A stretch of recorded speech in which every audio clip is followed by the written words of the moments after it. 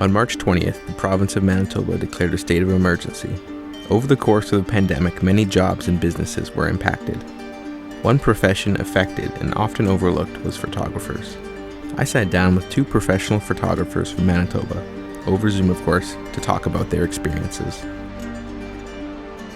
My name's Vesa. I've been professionally a photographer for over 5 years now. My name's Ballard. I've been operating professionally as a business since around 2014. I think photography is really important in that it allows us to freeze memories and kind of freeze those moments in time. From March till May, just photography stopped just because nobody was comfortable with it. All of a sudden I was getting emails being like, we're canceling our wedding, we're not doing our wedding anymore, we don't know what to do anymore. I had 7 booked in 2020 and then I had 3 remaining for the summer. Because I'm a commercial photographer as well, all those small businesses that I shoot for also were affected, so it affected my job kind of twice.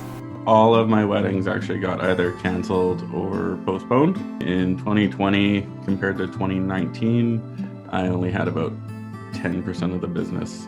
I have a full-time job and then operate my business part-time on the side as well. So I was laid off from my other job and not able to operate in my business, so I lost 2 streams of income.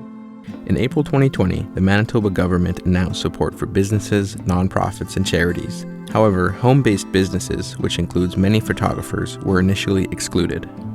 Originally, there was the Manitoba Gap Protection Program, which I qualified for, and then more recently, the Manitoba Bridge Grant. It was very difficult to get clear communication from the province on that, and it would take weeks to get an email response from them. I'm thankful I did receive support, but I don't think it was very smoothly rolled out, and I don't think they had the infrastructure to handle all the inquiries they were receiving. It's been a lot of just not getting support right off the bat from the government. It has to be like, we have to put our neck out and do all the work to just ask for a small amount of support, like either signing petitions. I think I was on the phone for 6 hours with the public health inspector one day. Eric appreciated the initial response from the Manitoba government and the measures they took, but he believes they were too eager to reopen things and ease travel restrictions. The government can't necessarily cater to every single type of business and can't, consider all of the little guys when they, make these rules. But I definitely think it could have been a little more clear. Cases began to skyrocket in the fall of 2020. After much delay, the entire province entered a lockdown on November 12th, and restrictions were further tightened. These last 10 to 12 weeks has been the most confusing part of COVID, I think, for Manitobans, because they would announce stuff and they'd be like, never mind, we're not going to do that. And you're like, which is it? Like, can I do this or can I not? So it's been confusing. Near the end of January 2021, many businesses could start operating at higher capacities, but photographers were still unable to work.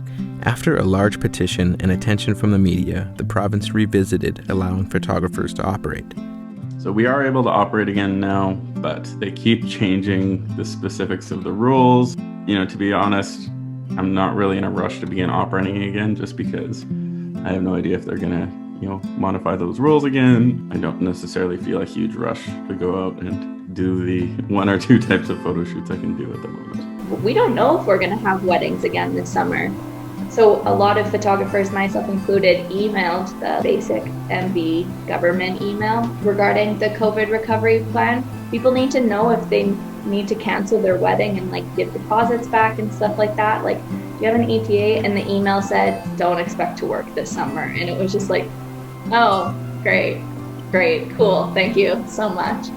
So I feel like now, because we've been so vocal about it, they are definitely revisiting helping photographers, but it's just so crazy that we had to be so vocal about it and have hundreds of people email and sign petitions. Last fall when we were just before Code Red and the numbers were climbing, I had some very large video shoots and sessions that I was supposed to be doing that we had to cancel 3 or 4 days before they were supposed to happen just because of the timing.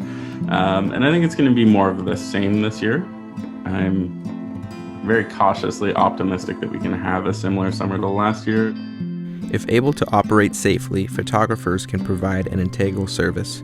Capturing once-in-a-lifetime moments like weddings is even more important when people cannot gather in person. Ray and Eric are hopeful but cautious as the upcoming wedding season is quickly approaching.